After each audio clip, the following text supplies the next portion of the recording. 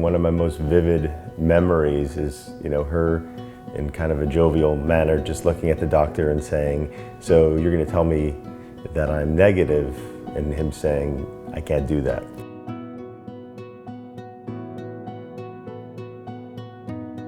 7 years ago, at the age of 34, I was diagnosed with a BRCA mutation, which puts me at a lifetime risk of 87% chance of developing breast cancer and a 40% chance of developing ovarian cancer in my lifetime.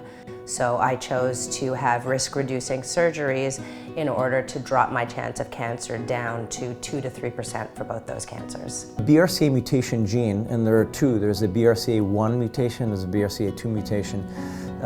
They're tumor suppressor genes. And to put that in simpler terms, there are two genes, and genes are really portions of our DNA that decrease your chance of getting breast cancer.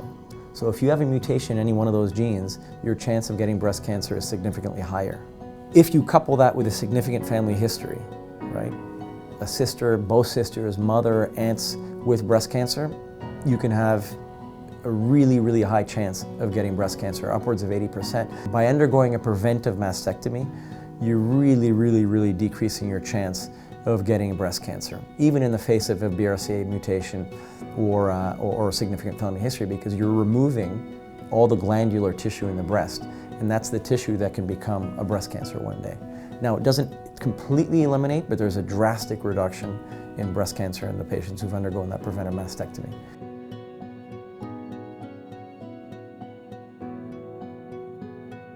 Throughout all of this, I was just feeling so emotionally spent. Every aspect of my life was being affected by these pain issues that I was having on my right side, and I was feeling very lost because I went into the hospital healthy to reduce my risk of breast cancer, and I came out of the hospital more broken and with more problems, and it was really affecting how I was living my day-to-day life. And after my fourth surgery with complications and my implant had slipped again, it was worse than before. Not only was I in so much pain, but I was actually self-conscious. I felt funny and I looked funny, and I spent the next year crooked, wearing scarves to cover the way that I looked. Very self-conscious, and it was so painful that it was hard to explain to someone who thought it was just a boob job that in fact my body was just rejecting this implant. I went back to my original surgeon, who basically said he wasn't able to help me. And I said, "You can't leave me like this. You need to give me another surgeon." Thankfully, he referred me to Carl Schwartz. So I met Karen years ago. Years ago, I was still at McGill University, teaching there and doing all the breast reconstruction. And she came to me via another hospital. I believe it was a word of mouth thing. So the first day that I met Carl Schwartz, Dr. Schwartz, I have to say, I felt this huge sense of relief, because the first thing he said to me when I walked in there is that, "Don't worry, Karen, we will fix you."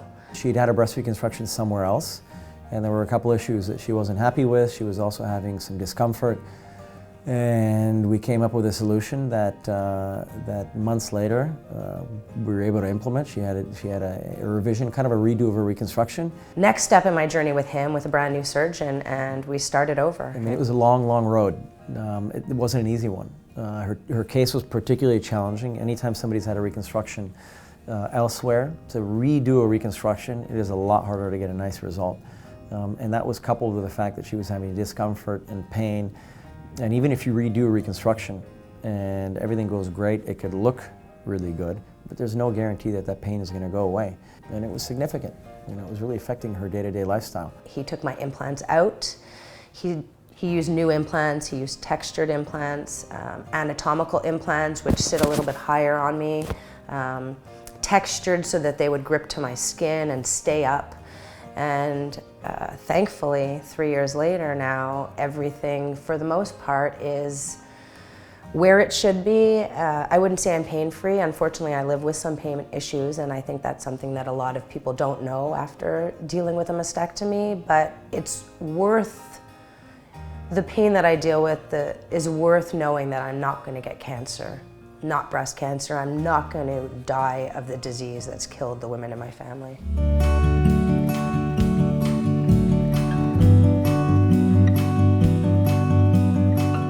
Karen getting a tattoo was typical. I found this amazing tattoo artist named Megan, and she was super stoked to do this tattoo. When I met with her the first time, the first thing she said to me is she was just talking with her mom, saying how she really wanted to give back to the community, and she was looking at doing some nipple tattooing, and so when I reached out to her, it was sort of like perfect timing, and she loved the idea of me covering my scars with a floral tattoo, and our friendship began. I've always looked into the mastectomy tattooing too, and I feel like it's a good way for women to feel like women again, to get back their femininity and not feel self-conscious about the scars that they have on their bodies. And so when she approached me about it, I was like, this is like a godsend. Like, it was going to be a really good project and start into what I wanted to do eventually too. It took a couple of weeks. I mean, we spoke regularly for a couple of months. And she sketched something up, and I went into the office, and the first time I went into the shop, I loved it. It was exactly what I envisioned, and I hadn't even really envisioned anything. We just were in tune with each other. So I drew something up, and then it was like, I love it right off the bat. And then I colored it in, and then it was just, oh my God. So before I actually showed Karen anything, I was like thinking about it all the time because I was so excited about it, and I was like, how am I gonna do this? And then when it finally came down to designing it, it was actually really, really simple because I had thought about it so much that it was just really easy to put it down and make it work. Yeah. Look at me, on Look point. at you, boo bump.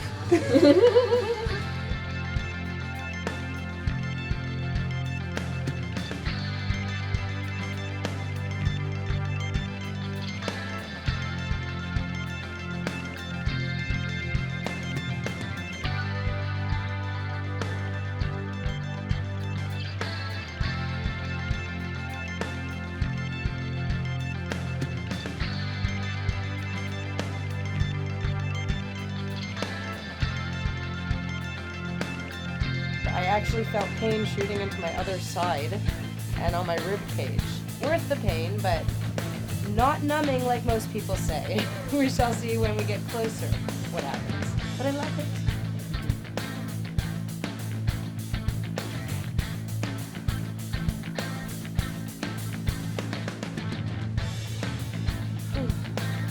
I like check to see if she's like cutting it off.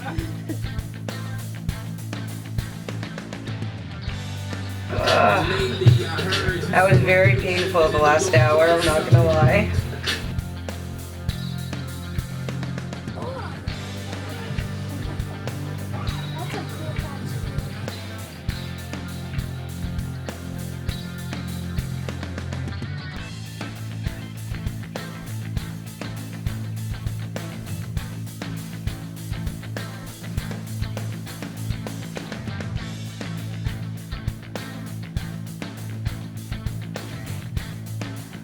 That's right, it is. That's some badass tattoo. Flowers up there. That's detail in there. Yeah, they're darker because they're under. No boob bump. Really. I just love it. It was empowering. It was my turn to do things my way, to end this journey my way. And that to me was so freeing. It gave me that sense of freedom that so many women dealing with mastectomies don't feel, because so many of our options are taken away from us. Women need to know that cancer is scary and it steals everything away from you. And so to be able to take this part of my journey and to show women, whether they've had cancer or not, that they can do something to empower themselves. And it's just another option. Until I travel back in time, until I trip, until I fall, until he calls me in to read all the writing on the wall, until my petals turn to fluff, till the wind blows me away, until you go to silhouette and you wash away the clay, until I see another llama until the blood all turns to snow, until I step into a mosque, till I know it's time to go, till I run across the country, till I break apart the sea, till I'm food for all the grass leaves, until they crucify me. Let it grow, let it grow,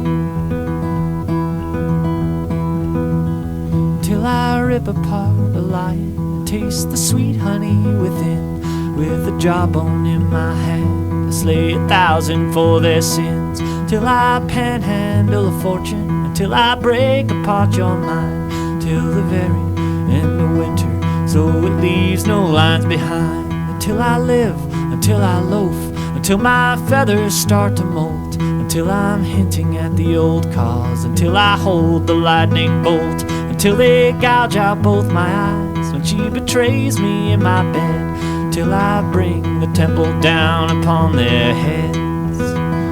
Let it grow,